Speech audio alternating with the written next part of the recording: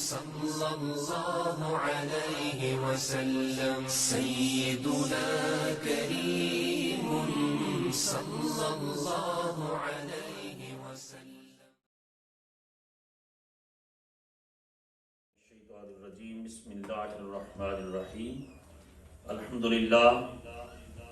للہ نحمده ونستعینه ونستغفره ونؤمن به ونتوکل علیہ ونعوذ باللہ من شرور انفسنا ومن سیئات اعمالنا من يهده الله فلا مضل له ومن يضلل فلا هادي له. اما بعد فاعوذ باللہ من الشیطان الرجیم. بسم اللہ الرحمن الرحیم. قال اللہ تبارک و تعالی فی القرآن المجید والفرقان الحمید. یا ایہا الذین آمنوا کتب علیکم الصیام کما کتب علی الذین من قبلکم لعلکم تتقون. صدق اللہ مولانا العظیم. اللہ جل مجدہ کی حمد و ثنا اور حضور راحت قلب و جان صلی اللہ تعالیٰ علیہ وآلہ وسلم کی بارگاہ کرم میں عقیدتوں، محبتوں اور چاہتوں کا خراج پیش کرنے کے بعد برادران اسلام، ماہ شعبان المعظم اپنے اختتام کی طرف رواں دواں ہے اور موسم نیکیوں کا موسم بہار ماہ رمضان المبارک اس کی آمد ہے. ایسا مہینہ جو مومن کے لیے بڑی خوشی اور فرحت اور مسرت کا باعث ہے. ایسا مہینہ جو بخشش کے پروانے لے کر آتا ہے. ایسا مہینہ جو اللہ کے فضل و احسان سے دوزخ سے رہائی کی نوید سناتا ہے. ایسا مہینہ جو جنت کی سندیں تقسیم کرتا ہے. ایسا مہینہ جس میں اللہ رب العزت کے دریائے رحمت کے اندر جوش آ جاتا ہے اور اللہ رب العزت کی رحمت بندوں کو جو ہے اس طرح نوازتی ہے کہ پہلے بھی اللہ کی رحمت میں کمی نہیں، لیکن رمضان المبارک میں اللہ پاک کی رحمت کئی گنا بڑھ جاتی ہے. اللہ پاک نے قرآن مجید کے اندر ارشاد فرمایا ہے یا ایھا الذین آمنوا کتب علیکم الصیام کما کتب علی الذین من قبلکم. اے ایمان والو، تمہارے اوپر روزے فرض کیے گئے ہیں جس طرح کہ تم سے پہلی امتوں پر روزے فرض کیے گئے تھے. لعلکم تتقون، تاکہ تم پرہیزگار بن جاؤ. نبی کریم علیہ السلام نے اعلان بعثت کے بعد 13 سال مکہ مکرمہ میں گزارے ہیں. ان 13 سالوں میں رمضان المبارک کے روزے فرض نہیں ہوئے اور روزوں کا کوئی تصور مکہ مکرمہ میں نہیں تھا. دین ابراہیمی پر تھے جو مکہ کے لوگ، ان کے ہاں دین کا صرف ایک محدود سا تصور رہ گیا تھا. نماز میں بھی سیٹیاں بجانا، تالیاں، یہ چیزیں ان کے اندر رہ گئی تھیں. دین ان کے اندر نہیں تھا. شرک اور بت پرستی کا یہ عالم تھا کہ اللہ کے گھر کو 360 بتوں سے سجایا ہوا تھا. نبی کریم علیہ السلام نے وہاں دینی جماعت تیار کی، 13 سال ذہن سازی کی اور لوگوں کے ذہنوں سے کفر اور شرک کی گرد کو کھرچ کر صاف کر کے اللہ کی توحید کا اجلا اور نکھرا ہوا تصور ان کے ذہنوں پہ اجاگر کیا. جب ہجرت فرما کر کے نبی کریم علیہ السلام مدینہ طیبہ تشریف لائے تو وہاں حضور نے دیکھا کہ مدینہ کے یہود وہ 10 محرم کو روزہ رکھتے ہیں.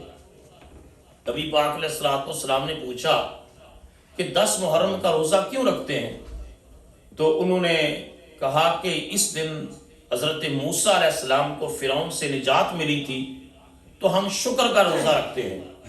تو نبی پاک علیہ السلام نے اپنے صحابہ کو فرمایا کہ ان یہودیوں سے بڑھ کر ہم موسیٰ کے قریب ہیں. لہٰذا حضور نے اپنے صحابہ کو فرمایا کہ 10 محرم کا روزہ وہ رکھا کریں اور اس کو واجب قرار دیا کہ ہر صورت میں 10 محرم کا روزہ، اور اس میں ساتھ یہ اضافہ کیا کہ اس کے 10 محرم سے ایک دن پہلے یا ایک دن بعد بھی روزہ رکھا جائے تاکہ یہودیوں کی مخالفت جو ہے وہ واضح ہو سکے کہ ہم دین محمدی کے پیروکار ہیں. اور اس کے بعد پھر چاند کی 13، 14 اور 15 کے روزے لازم قرار دیے گئے، جس کو ایام بید کے روزے کہتے ہیں۔ یہ روزے رکھنے لازمی قرار دیے گئے۔ ہاں جو مریض ہوتا یا مسافر ہوتا اس کے لیے ان میں رخصت تھی۔ تو تقریباً مدینہ طیبہ میں بھی 1.5 سال کا عرصہ، 1.25 سال 1.5 سال کا عرصہ یہی معمول رہا کہ یا 10 محرم کا روزہ ہے یا ایام بید کے روزے۔ 2 ہجری کو حضور کے اعلان بعثت کے 15ویں سال، نزول وحی کے بعد 15ویں سال 2 ہجری کو مدینہ طیبہ میں پہلی بار اللہ کی طرف سے یہ حکم آیا، یا ایھا الذین آمنوا کتب علیکم الصیام کما کتب علی الذین من قبلکم لعلکم تتقون، اے ایمان والو تمہارے اوپر روزے فرض کیے گئے ہیں جس طرح تم سے پہلی امتوں پر روزے فرض کیے گئے تھے، اور ان کے فرض کرنے کا مقصد یہ ہے لعلکم تتقون، تاکہ تم پرہیزگار بن جاؤ، تم متقی بن جاؤ، تمہارے اندر جوہر تقوی پیدا ہو جائے، تمہارے باطن کی بالیدگی اور باطن کی پاکیزگی اور باطن کی طہارت اور نظر و فکر کی طہارت کے لیے فرمایا روزے رکھے ہیں، دن کا صیام اور رات کا قیام، اس کے نتیجے میں تم متقی بن جاؤ گے۔ اور جب کوئی انسان متقی بن جاتا ہے تو اللہ کا وعدہ ہے اللہ ولی المتقون، اللہ پرہیزگاروں کو پھر اپنا دوست بنا لیتا ہے، ان کو اپنا ولی بنا لیتا ہے۔ دنیا بھر میں تمام مذاہب کے اندر انٹرنل پیوریفیکیشن اور باطنی اور اندرونی صفائی اور طہارت کے لیے مختلف جو ہے وہ طریقے ہیں۔ ابھی میرے پاس پاکستان سے پی ایچ ڈی کا ایک تھیسس چیک کرنے کے لیے آیا ہے گورنمنٹ یونیورسٹی کا، تو وہ تھیسس میں چیک کر رہا ہوں جو ڈاکٹریٹ کی ڈگری ایوارڈ کرنی ہے، تو وہ سارے کا سارا تھیسس جو ہے وہ بدھزم کے بارے میں ہے کہ بدھسٹ وہ ان کا ریلیجن کیا تھا، اس کے تصورات کیا ہیں، اور گوتم بدھ کون تھا۔ تو وہ جو سارا مقالہ ہے وہ ساری بدھزم میں انسانی جان کی حرمت اور عزت کے حوالے سے ہے۔ تو میں وہ مقالہ جو ہے اس کو پڑھ رہا ہوں کیونکہ ایک رپورٹ بھیجنی ہوتی ہے یونیورسٹیز کو، تو وہ کہتے ہیں کہ بدھزم کے اندر بھی باطن کی طہارت اور پاکیزگی کے لیے نروان کا کنسپٹ ہے کہ آپ تزکیہ کر کے، ریاستیں کر کے، فقر و فاقہ کر کے باطن کی طہارت نروان حاصل کریں۔ اسی طرح ہندوؤں کے ہاں بخشو قسم کے لوگ ہوتے ہیں، عیسائیت کے اندر رہبانیت ہے کہ یہ آپ کو پتا ہے یہ پریسٹ اور ننز شادیاں نہیں کرتے۔ اس میں بھی ایک دلچسپ بات ہے، ڈاکٹر حمید اللہ رحمۃ اللہ علیہ ساری زندگی پیرس میں انہوں نے اللہ کے دین کا کام کیا اور سینکڑوں لوگوں کو محمد عربی کا کلمہ پڑھایا۔ اور میں نے پڑھا ہے کہ وہاں حدیث قدسی کے اوپر ایک لڑکی نے پی ایچ ڈی کا تھیسس ڈاکٹر صاحب کی سپرویژن میں کیا، اور وہ سپروائزر تھے حدیث قدسی کا۔ تو وہ کہتے ہیں کہ جو ہے وہ مجھے میری کنورسیشن لیٹر کے ذریعے ہوتی ایک خاتون کے ساتھ جو نن تھی، اور اس کو وہ کہتی اسلام کی مختلف چیزوں کے اوپر اعتراضات کرتی، جس میں اس کا ایک اعتراض یہ بھی تھا کہ اسلام نے 4 شادیوں کی اجازت کیوں دی ہے، کیوں ہے اسلام کے اندر 4 شادیوں کی اجازت، مرد کو ہے عورت کو کیوں نہیں۔ تو وہ کہتے ہیں کہ میں نے پھر لیٹر اس کو لکھتا اور اس میں نے اس سے کویسچن کیا کہ کرسچینٹی کے اندر یہ جو ننز ہیں شادیاں نہیں کرتی، تو یہ کیا کنسپٹ ہے؟ اللہ تعالیٰ نے انسانی فطرت کے اندر یہ چیز رکھی ہے کہ وہ شادی کرے، انسانی جسم کی خواہشات ہیں، جنسی خواہشات کی تکمیل کے لیے ایک حلال اور جائز طریقہ اللہ تعالیٰ نے رکھا ہے۔ تو اس نے کہا کہ نہیں، ہمارے ہاں ہمارے مذہب میں اس کی اجازت نہیں۔ تو پوچھا وہ ننز جو بغیر شادی کے چلی جاتی ہیں تو ان کی پھر کیا ہوگا ان کا؟ انہوں نے کہا کہ وہ جو شادی کے بغیر اور خواہش کے بغیر رہتی ہیں، یا ان کی شادی قیامت کے دن حضرت عیسیٰ سے ہوگی، یا خدا نہ خواستہ استغفر اللہ گارڈ کے ساتھ ان کی شادی ہوگی۔ تو ڈاکٹر صاحب کہتے ہیں کہ میں نے خط لکھا کہ دنیا میں سینکڑوں نہیں ہزاروں ننز ہیں، جب تمہارے عیسیٰ علیہ السلام کے نکاح میں اتنی آ جائیں یا تم جس گارڈ کا تصور پیش کرتی ہو اس کے نکاح میں اتنی آ جائیں تو اس پر تمہیں کوئی اعتراض نہیں، اور مسلمانوں کے نکاح میں 4 یا مسلمانوں کے پیغمبر صلی اللہ علیہ وسلم کی عقد میں جو ازواج تھی ان کے اوپر تمہیں اعتراض ہے؟ تو وہ کہتے ہیں میرے اس لیٹر لکھنے کے بعد اس نے کہا کہ یہ بات آپ کی بڑی معقول ہے، میرا ذہن بدل گیا ہے اور میں آپ کے نبی محمد کا کلمہ پڑھتا ہوں۔ تو انٹرنل پیوریفیکیشن کے لیے رحمانیت، اللہ تعالیٰ نے قرآن مجید کے اندر ان حصائیوں کے اس تصور رحمانیت کا ذکر کرتے فرمایا وَرَحْمَانِيَّةَ نِبْتَدَعُوهَا مَا كَتَبْنَا عَلَيْهِمْ، یہ رحمانیت انہوں نے خود گاڑ لی ہے کہ شادی نہیں کرنی، کاروبار نہیں کرنا، دنیا داری کے معاملات نہیں رکھتے۔ اللہ نے فرمایا مَا كَتَبْنَا عَلَيْهِمْ، ہم نے ان کے اوپر فرض نہیں کیا تھا کہ تم نے دنیا کے معاملات نہیں کرنے، فرمایا انہوں نے گڑ لی ہے۔ اسی وجہ سے ہمارے نبی علیہ السلام نے فرمایا لا رحبانیت فی الاسلام، اسلام کے اندر کوئی رحبانیت نہیں ہے۔ مسلمان تو دن کو روزی کمانے کے لیے نکلتا ہے تو اللہ تعالیٰ اس کو ہر قدم پر نیکیاں عطا فرماتا ہے، کیونکہ وہ اپنی بیوی اور بچوں کو رزق حرام سے محفوظ رکھنے کے لیے رزق حلال کما کر لا کے دینا چاہتا ہے، اور وہ رزق حلال کے لیے جو جد و جہد کرتا ہے۔ ہماری کرنسی کے اوپر بھی اگرچہ لکھنے والوں کے معاملات جو بھی تھے، لیکن یہ لکھا ہوا ہے آج بھی کہ رزق حلال عین عبادت ہے، اور یہ حدیث کی روشنی میں ہے۔ حضور کا ارشاد پاک اس کا مفہوم ہے کہ جو ایون کہ جو گندم کسان جو ہے وہ دانہ پھینکتا ہے، حدیث پاک میں آتا ہے کہ وہ اس دانے کو آ کے کوئی پرندہ چک جاتا ہے تو نبی کریم علیہ السلام نے فرمایا اللہ اس پرندے کے جو دانہ چگتا ہے تو کسان کو اللہ تعالیٰ صدقے کا ثواب عطا فرماتا ہے۔ تو لا رحمانیت فی الاسلام ہے، اسی وجہ سے کر کے صحابہ کرام، صدیق اکبر بھی یہ جو ہے وہ تاجر تھے، بزنس مین تھے، امپورٹ اور ایکسپورٹ کا کاروبار ہے۔ سیدنا عثمان غنی بہت بڑے بزنس مین تھے، کاروبار کرتے تھے۔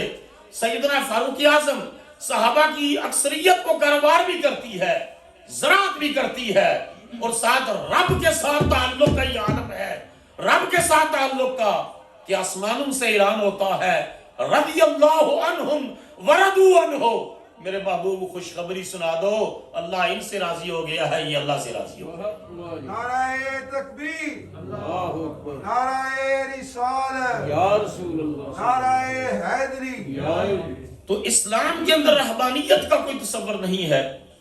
روزے اللہ تعالیٰ نے رمضان المبارک کے روزے سال کے بعد فرض کیے، باقی سارے روزے یعنی 10 محرم کا جب رمضان کے روزے فرض ہو گئے تو 10 محرم کا جو واجب قرار دیا تھا اس کو حضور نے نفلی قرار دے دیا، آپشنل کر دیا۔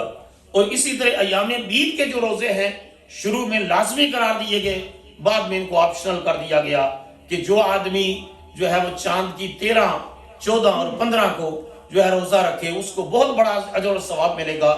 شروع میں ان کو لازمی قرار دیا گیا، بعد میں ان کو نفل قرار دے دیا گیا، ان کو جو ہے وہ آپشنل قرار دے دیا گیا، اور رمضان المبارک کے روزے جو ہے ان کو فرض قرار دیا گیا۔ حضرت سلیمان فارسی رضی اللہ تعالیٰ روایت کرتے ہیں کہ نبی کریم علیہ السلام شعبان کی آخری تاریخ کو ہمیں پورے اہتمام کے ساتھ حضور علیہ السلام میں خطبہ ارشاد فرماتے، حضور رمضان المبارک کی فضیلت و اہمیت کے اوپر لیکچر دیتے، خطاب فرماتے، اور اس مہینے کے اندر جو ہے جو اجر و ثواب ہے اس کا ذکر کرتے۔ حضور نے ارشاد فرمایا، حضرت سلیمان فارسی کہتے ہیں کہ حضور نے فرمایا لوگو تمہارے اوپر ایک بہت بڑا مہینہ سایہ فکن ہونے والا ہے، شہرن، فرمایا ایسا مہینہ سایہ فکن ہونے والا ہے کہ جس میں نفل کا ثواب فرض کے برابر ہے، اور فرض انسان پڑھتا ہے تو اللہ اس کو 70 فرضوں کے برابر ثواب عطا کرتا۔ تو غیر رمضان میں آپ نے فجر کی نماز پڑھی، آپ کو 2 فرضوں کا ثواب ہے۔ اسلام کی خوبصورتی پر قربان جائیے، مصطفیٰ کریم نے فرمایا کہ ماہ رمضان میں فرض کا ثواب 70 فرضوں کے برابر ہے۔ تو مطلب یہ ہے کہ جس شخص نے اس مبارک مہینے میں جو رمضان کا آ رہا ہے 2 فرض ادا کیے فجر کے، اللہ اس کو 2 فرضوں کا ثواب نہیں 140 فرضوں کا ثواب عطا فرمائے، اور جو نفل ہے اس کا ثواب فرض کے برابر، اور جو فرض ہے اس کا ثواب 70 فرضوں کے برابر عطا کیا جاتا ہے۔ تو فرمایا فرمایا ایسا مہینہ شہر الصبر، صبر کا مہینہ ہے۔ اس سے بڑھ کر صبر کیا ہو سکتا ہے کہ انسان گھر میں اکیلا ہے، اس کے اپارٹمنٹ میں کوئی نہیں ہے، اور فریج کے اندر ٹھنڈے مشروبات بھی پڑے ہیں، مختلف پھل بھی پڑے ہیں، اور انسان کو سخت پیاس بھی لگی ہے، بھوک بھی لگی ہے، پانی کی بوٹلز اس کے گاڑی کے اندر پڑی ہیں، چیزیں کھانے کے لیے پڑی ہیں، لیکن وہ نہیں کھاتا، وہ نہیں پیتا کہ میرا روزہ ہے۔ میرے آقا نے فرمایا شہر الصبر، یہ صبر کا مہینہ ہے، وَالصَّبْرُ ثوابُهُ الْجَنَّةُ، فرمایا جو صبر کرتا ہے اللہ اس کو اس کے بدلے میں جنت عطا کرتا ہے۔ فرمایا شہر البواسات، یہ غم خاری کا مہینہ ہے، غم خاری کا، خیر خائی کا۔ اس میں انسان اپنے لیے نہیں دوسرے احباب کے لیے بھی خیر خائی کا جذبہ رکھے۔ فرمایا اپنے جو ہے وہ رشتہ داروں کے لیے، اپنے اعزاء و اقارب کے لیے، اپنے پڑوسیوں کے لیے، اپنے جاننے والوں کے لیے جو غریب ہیں، متوسط ہیں، ضرورت مند ہیں، ان کی ضرورتوں کو پورا کرنے کا اہتمام کرے۔ تو فرمایا شہر المواسات، یہ غم خاری کا مہینہ بھی ہے۔ اور نبی پاک علیہ الصلوۃ والسلام نے فرمایا، یعنی آپ اندازہ کیجئے یہ گارنٹی دینے والی وہ ہستی ہے جس کی زبان پر وحی کا بیان ہوتا ہے، اور جبرائیل جن کے قلب میں قرآن کے نزول کی روشنی لے کر آتا ہے کہ یہ قرآن ہے، یہ قلب مصطفیٰ میں ٹھہرے گا، اللہ کی طرف سے جن کا پیغام آتا ہے۔ دنیا کہتی ہے کہ جی ہمارے ورکنگ آورز کم ہوئے ہیں تو رزق کم ہو گیا ہے۔ نبی پاک نے فرمایا شہرن، یہ ایسا مہینہ ہے یزداد فیہ رزق المومن، فرمایا اس مہینے میں اللہ مومن کے رزق میں اضافہ فرما دیتا ہے۔ شرط ہے کہ کسی کو یقین ہو کہ بھئی میرا رزق بڑھے گا اس مہینے میں، تو نبی پاک نے گارنٹی دی ہے کہ اللہ پاک مومن کے رزق میں اضافہ کر دیتا ہے۔ تو جو رزق حلال کا اہتمام کر کے اس کے لیے جدوجہد کرتا ہے، گارنٹی مدینے والے نبی علیہ السلام نے دی ہے کہ اللہ مومن کے رزق میں اس مہینے میں اضافہ فرما دیتا ہے۔ فرمایا جو آدمی اس مہینے میں جو ہے وہ کسی روزے دار کو پلاتا ہے یا کھلاتا ہے، اللہ پاک اس کو بہت اس روزے دار کے اجر میں کمی کیے بغیر اس کا اجر بھی روزے کھلوانے والے، افطار کروانے والے، روزہ افطار کروانے والے کو دے گا۔ تو صحابہ نے عرض کی یا رسول اللہ صلی اللہ علیہ وسلم جو ہے وہ ہم میں سے ہر شخص کے پاس اتنی مالی استطاعت نہیں ہے کہ کسی کو کھانا دے سکے یا پیٹ بھر کے کھلا سکے۔ تو نبی پاک نے فرمایا یہ اجر اس کے لیے بھی ہے جو کسی کو دودھ کا ایک گھونٹ پلا دے گا، جو پانی بھی پلا دے گا اس کے لیے بھی یہ اجر ہے۔ ہاں جو روزے دار کا روزہ افطار کروائے اور پیٹ بھر کے کھلائے، فرمایا اللہ اس کو قیامت کے دن میرے حوض کوثر سے ملائے گا، فرمایا اس کو میرے حوض کوثر سے ملائے گا۔ اور فرمایا اس مہینے میں اپنے ملازم کے ساتھ کام میں تخفیف کی جائے، اس کے ساتھ نرمی برتی جائے، اور اس کے کام میں جو ہے اس کے ساتھ نرمی برتی کا اہتمام کیا جائے۔ اسی طرح کر کے نبی کریم علیہ الصلوۃ والسلام نے آخر شعبان میں بڑی تفصیل کے ساتھ جو ہے اس مہینے کی فضیلتیں اور اس مہینے کی برکتیں بیان کی ہیں۔ اب آپ قرآن مجید کی آیات بھی سن لیں، ان کا ترجمہ سن لیں۔ یہ سورہ بقرہ ہے، سورہ بقرہ کی آیت نمبر 183 میں اللہ پاک نے فرمایا یا ایھا الذین آمنوا کتب علیکم الصیام، اے ایمان والو تمہارے اوپر روزے فرض کیے گئے ہیں، کما کتب علی الذین من قبلکم، جس طرح کہ تم سے پہلے لوگوں پر روزے فرض کیے گئے تھے، لعلکم تتقون، تاکہ تم پرہیزگار بن جاؤ۔ ایام معدودات، یہ گنتی کے چند دن ہیں، گنتی کے چند دن ہیں۔ رمضان المبارک شروع ہوا اور اس کے بعد پھر رمضان المبارک بڑی جلدی مکمل بھی ہو جاتا ہے۔ ہاں یہ لوگ رمضان المبارک کا پوچھنے والے اہل ایمان ہوتے ہیں، اور عید کدوں ہونی ہے جی، عید دا دسو، جنہیں نہیں رکھی ہوں انہوں بائی سوڑ ہوں دی ہے، دسو جی عید کدوں ہونی ہے۔ جو مومن ہے وہ تو کہتا ہے اللہ کرے ایک روزہ اور بڑھ جائے، کیونکہ آخرت میں اسی نے فائدہ دینا ہے. فرمایا ایام معدودات، یہ گنتی کے چند دن ہیں. اور اللہ اسلام کی خوبصورتی اور دین فطرت ہونا دیکھو. فمن کان منکم مریضا او علی سفر فعدۃ من ایام اخر. فرمایا تم میں سے جو بیمار ہو یا سفر میں ہو تو اتنے روزے اور دنوں میں رکھ لے.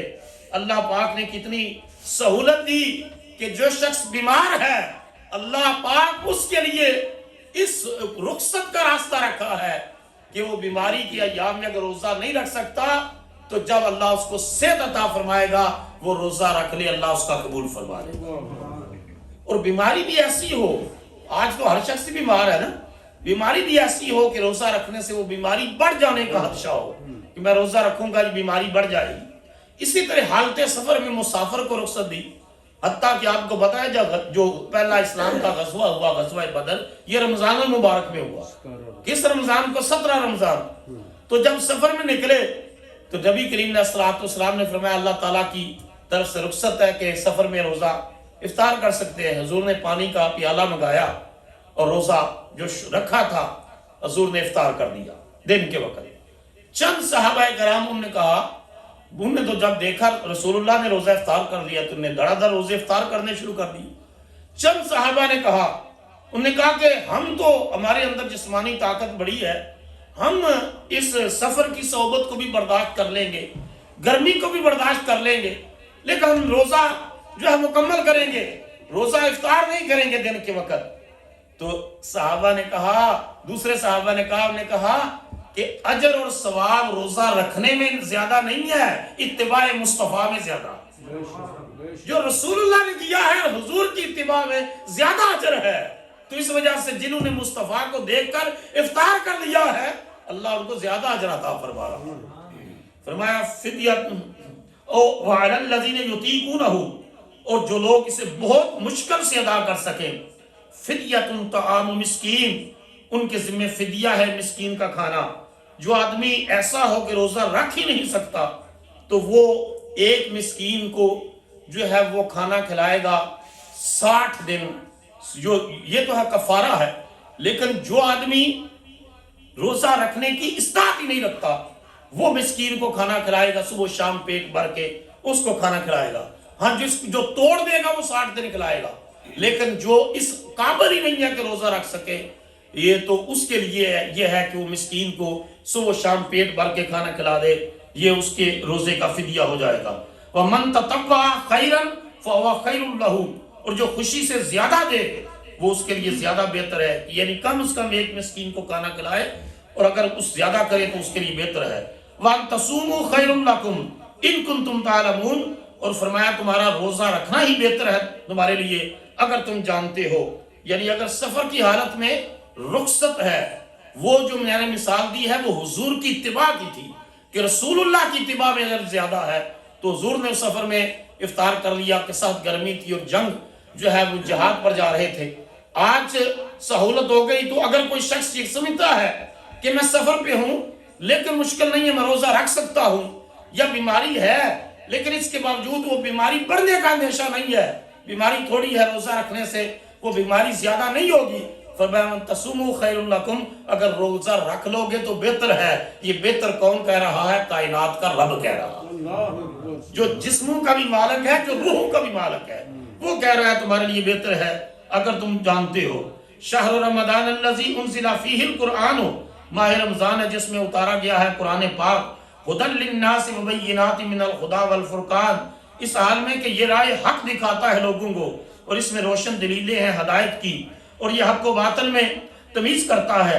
فمن شاہد منکم الشہر فلیصم، پس تم میں سے جو پائے رمضان کا مہینہ تو اس کے روزے رکھے. تو جو رمضان کا مہینہ پائے، اب ایک آدمی ایک جگہ پر جو ہے وہ رمضان المبارک پاکستان میں سٹارٹ ہو گیا ارلی، امریکہ میں ایک دن بعد میں سٹارٹ ہوا، میں مثال دے رہا ہوں صرف.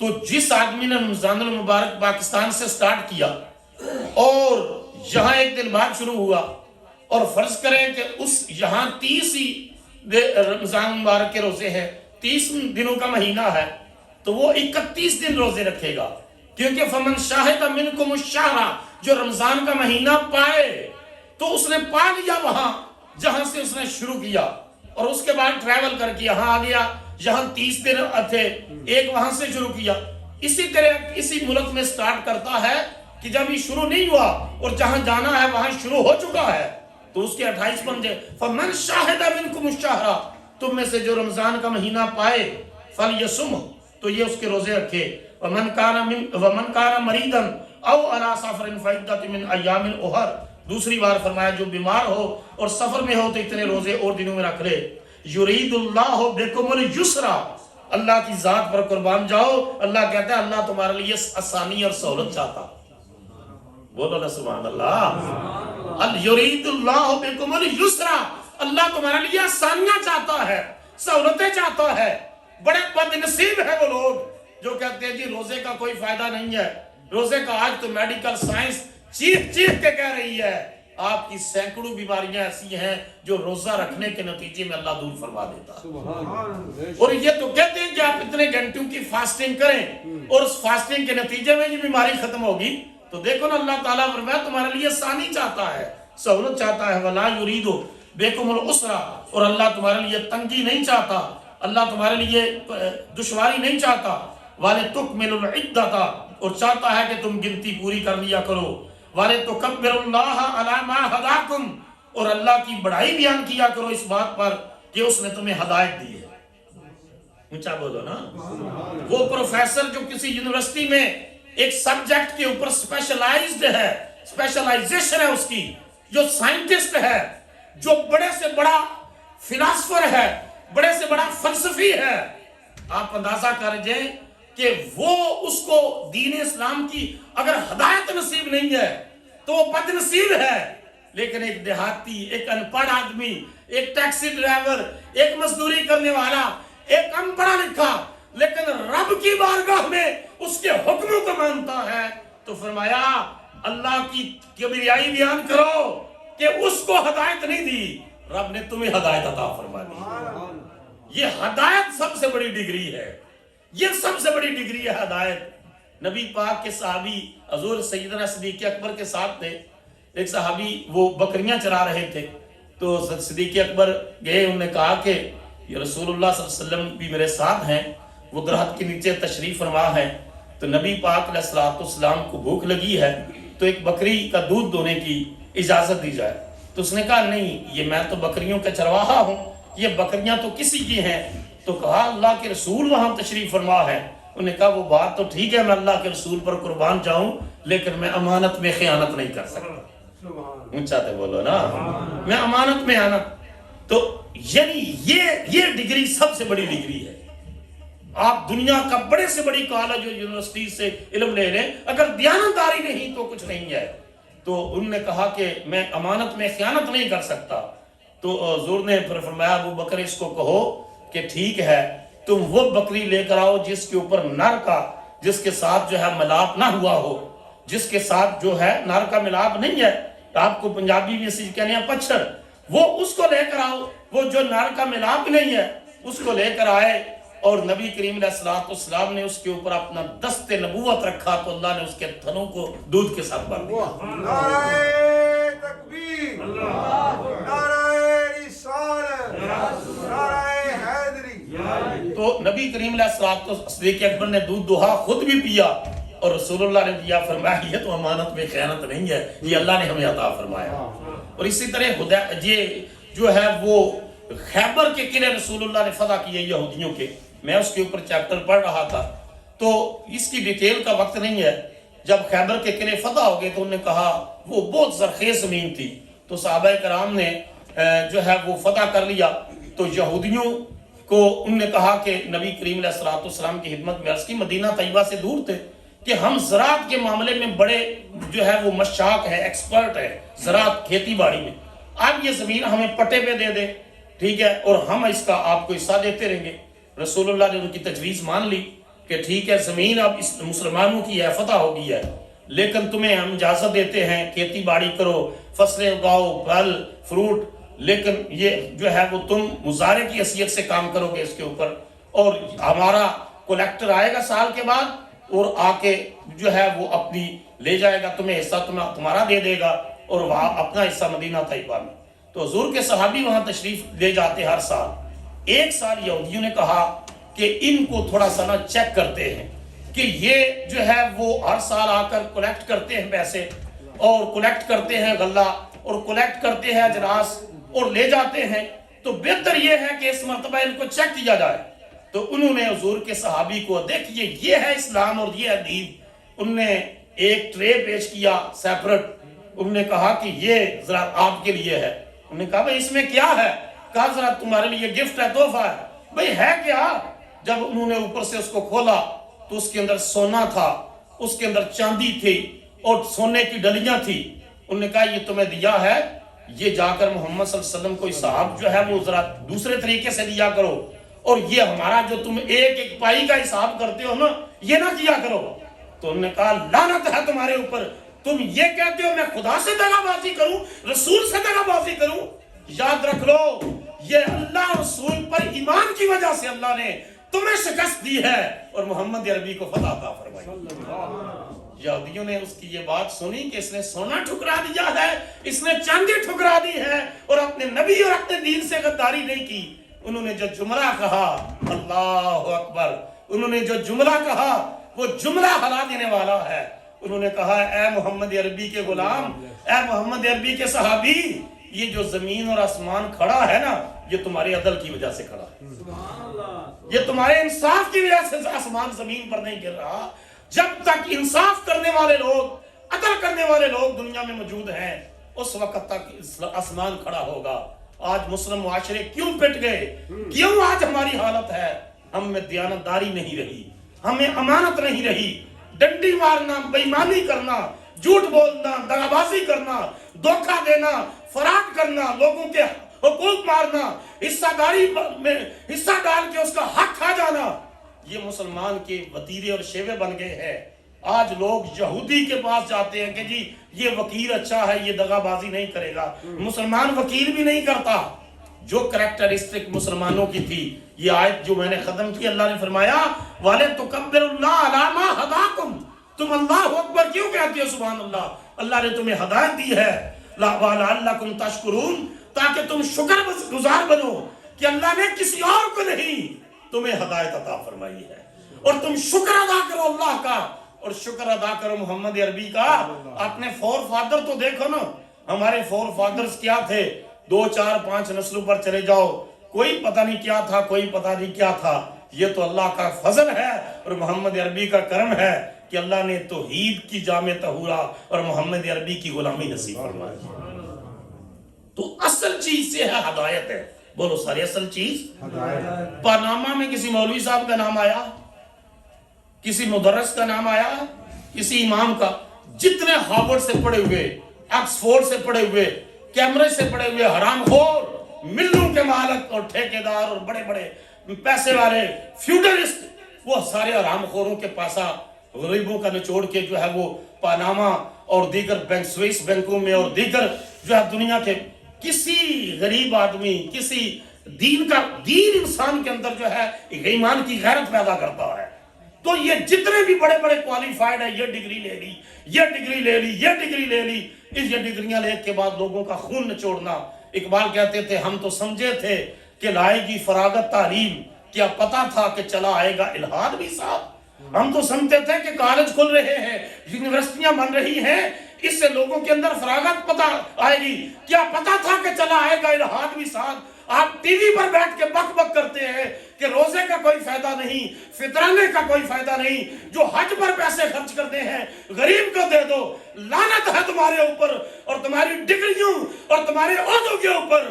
اور سچا ہے وہ مسلمان جو رب پر یقین رکھتا ہے، محمد کی رسالت اور دین کی حقانیت پر یقین رکھتا ہے. جو فرمایا وَلَتُكَبِّرُ اللَّهَ عَلَى مَا هَدَاكُمْ. تم کیوں نہیں کہتے اللہ تیرا شکر ہے تم نے ہمیں مسلمان بنایا؟ اونچا بولو نا، اللہ تیرا شکر ہے، تیری تسبیح ہے.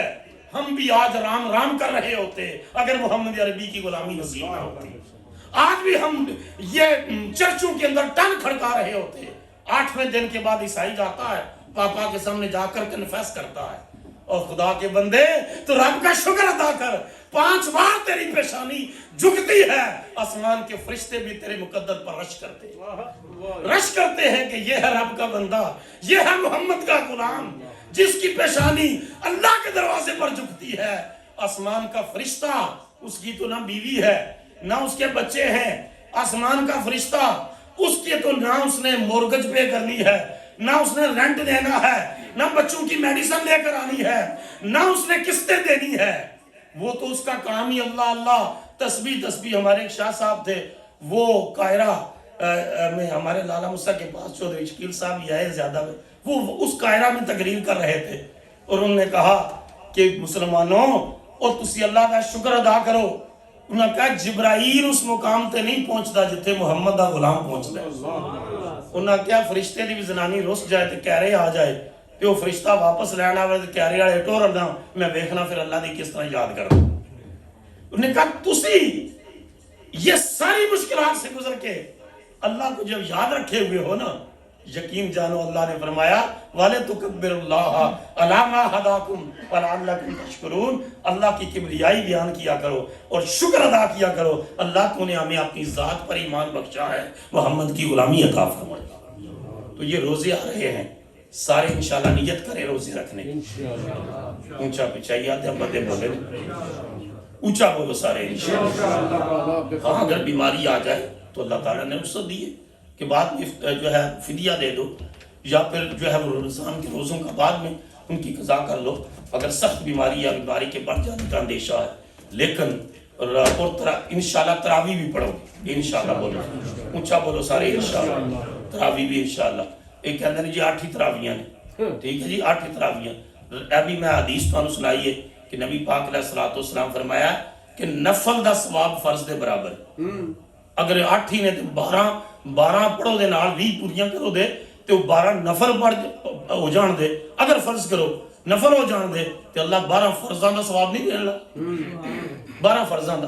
ایک اہل سنت دے عالم تے غیر مقلد انہاں دا مناظرہ آیا 12 تے 20 دے اتے، تے جس مجمع کٹھا آیا تے او جڑے 20 پڑھنے والے انہاں دلائل دیتی اپنے، 8 پڑھنے والے نے اپنے دیتے کہ نہیں حضور نے 8 ہی پڑھی ہیں، نہ کھلے آتے بدیا 8 تے رسول اللہ تہجد نفل ادا کر دے سن۔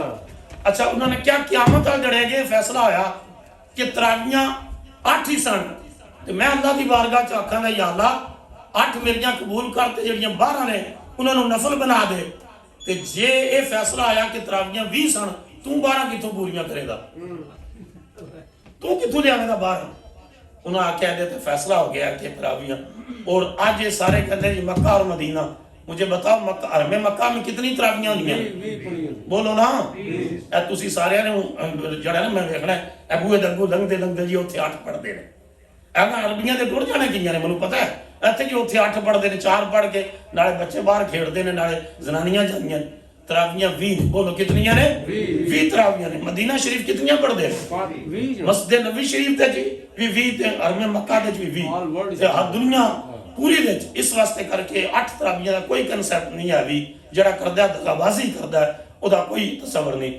انشاءاللہ ساڈے ادارے دا بچہ حافظ نبیل شفیع نماز تراویح انشاءاللہ اس ادارے دا پہلا تیار کردا بچہ پہلے سال رمضان شریف کی تراویحاں پڑھائے گا انشاءاللہ العزیز۔ اور حافظ شہزاد صاحب اے جڑے آئے نے پاکستان تو انشاءاللہ اے دے سامع آمن دے اور اے بھی حافظ قرآن نال خدا قرآن پاک سنن دے تو اسی انشاءاللہ تشریف لے آؤ دے انشاءاللہ بولو نا، اللہ تعالیٰ فضل اور جڑے انشاءاللہ سارے سلسلے رمضان شریف دن ہون دے اللہ تعالیٰ منو دے تو عمل دی توفیق عطا فرمائے۔ صلى الله عليه وسلم سيدنا